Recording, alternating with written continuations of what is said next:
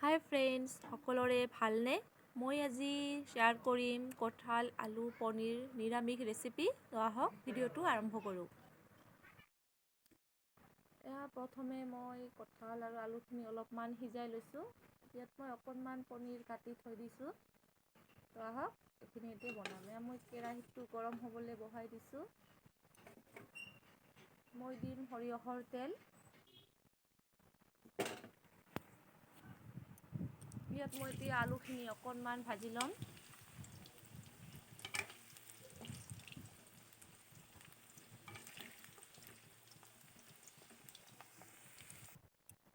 এতিয়া মই এইখিনি তেলতে পনীৰখিনি ভাজি ল'ম।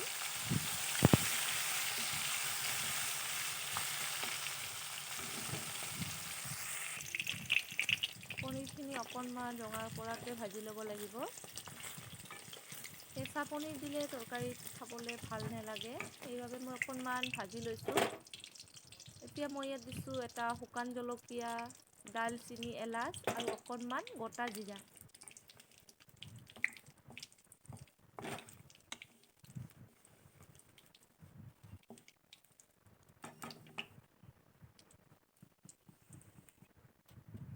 এতিয়া মই ইয়াত দি দিছোঁ অকণমান জিৰাৰ গুড়ি, অকণমান ধনিয়াৰ গুড়ি আৰু অকণমান জলকীয়াৰ গুড়ি। এইটো অপশ্যনেল হয়। ইয়াত মই অকণমান পানী দি দিছোঁ যাতে মছলাখিনি আমাৰ পুৰি নাযায়।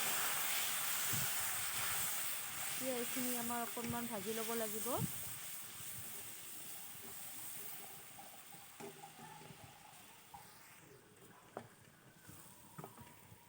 এতিয়া মই ইয়াত দি দিম কাটি ৰখা এটা টমেটো।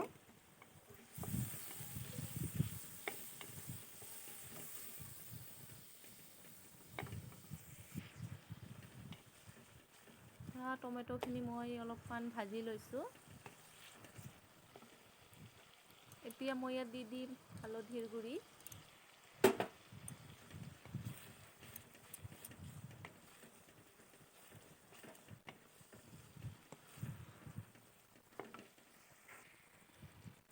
অকণমান চেনি দি দিছোঁ। চেনিখিনি দিলে আমাৰ খাবলৈও টেষ্ট লাগে, কালাৰটোও ধুনীয়া হয়।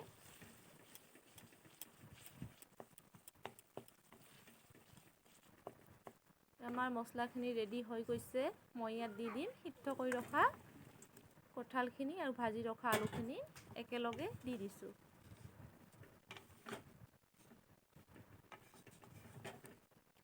এতিয়া মছলাখিনিৰ লগত এইখিনি ভালদৰে লাৰি দিব লাগিব।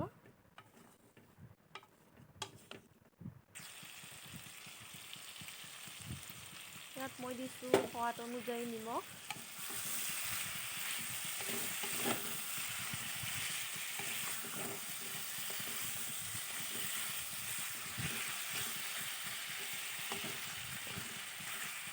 অকণমান লাৰি দিছোঁ।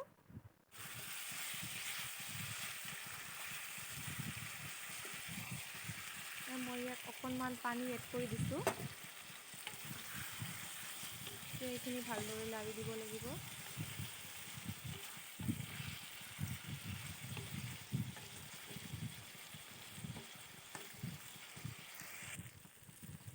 চাওক আমাৰ ধুনীয়া কালাৰ লৈছে।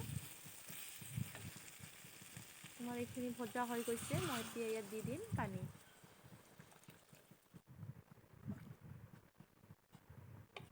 মই পানীখিনি দি অকণমান সিদ্ধ হ'বলৈ দিম।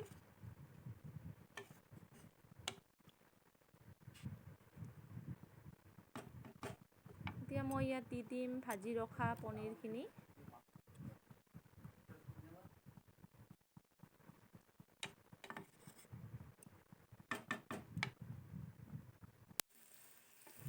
এয়া আমাৰ পানীখিনি শুকাই আহিছে। কঁঠালখিনিও ধুনীয়া সিদ্ধ হৈ গৈছে। এতিয়া মই ইয়াত দি দিছোঁ বটি ৰখা অকণমান গৰম মছলা।